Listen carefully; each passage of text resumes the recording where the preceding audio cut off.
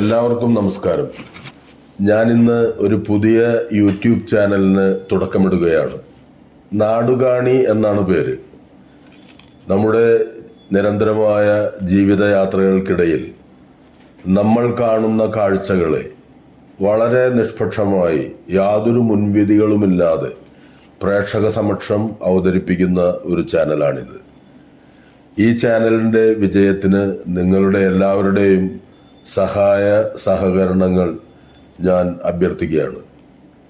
മനുഷ്യനുമായി ബന്ധപ്പെട്ട യാതൊന്നും നമുക്കന്യമല്ല എന്ന മഹദ്വചനത്തെ ഉദ്ഘോഷിക്കുന്ന വിധം സൂര്യനു താഴെയുള്ള ജീവിതഗന്ധിയായ എല്ലാ വിഷയങ്ങളും, കല, സാഹിത്യം, സാംസ്കാരികം, രാഷ്ട്രീയം, സിനിമ, എല്ലാം, കായികം എല്ലാം ഈ ചാനലിൽ ചർച്ച ചെയ്യപ്പെടും.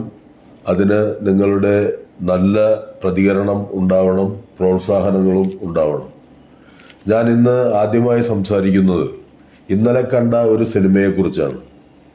കഴിഞ്ഞ 4.5 പതിറ്റാണ്ടുകളായി മലയാള സിനിമയുടെ ചാലക ശക്തികളായി പ്രവർത്തിക്കുന്ന 2 മഹാനടന്മാരാണ് മോഹൻലാലും മമ്മൂക്കയും. ഇന്നലെ മമ്മൂക്കയുടെ ഏറെ കാത്തിരുന്ന ബസൂക്ക എന്ന സിനിമ കണ്ടു.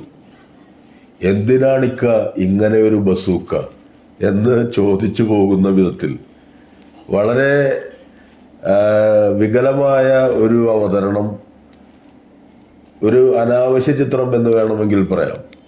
73ാമത്തെ വയസ്സിൽ മമ്മൂട്ടി കാണാനൊക്കെ അപാര ലുക്കാണ്, അപാര സ്റ്റൈലാണ്, എല്ലാം ഓക്കെയാണ്.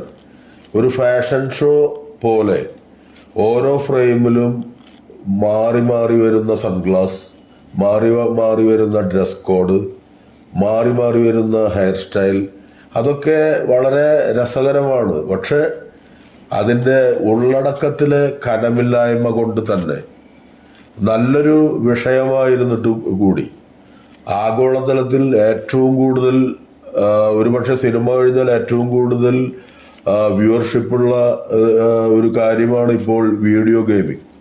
ഈ വീഡിയോ ഗെയിം ഒരു അഡിക്ഷൻ പോലെ ചെറിയ കുട്ടികൾ മുതൽ വലിയ പ്രായമായ ആളുകളിൽ വരെ ഒരു അഡിക്ഷൻ ആയി പടർന്നു നിൽക്കുന്ന ഈ കാലഘട്ടത്തിൽ അതിൻ്റെ സാധ്യതകളെ ഉപയോഗപ്പെടുത്തുന്നതിന് പകരം, അതൊരു മുഖ്യധാര വിഷയമായി കൊണ്ടുവരുന്നതിന് പകരം ഏതോ എന്തൊക്കെയോ ആക്കി തീർത്ത് ഒരു കഥയില്ലായ്മ മൊത്തത്തിൽ ആ സിനിമയിൽ പ്രതിഫലിക്കുന്നുണ്ട്.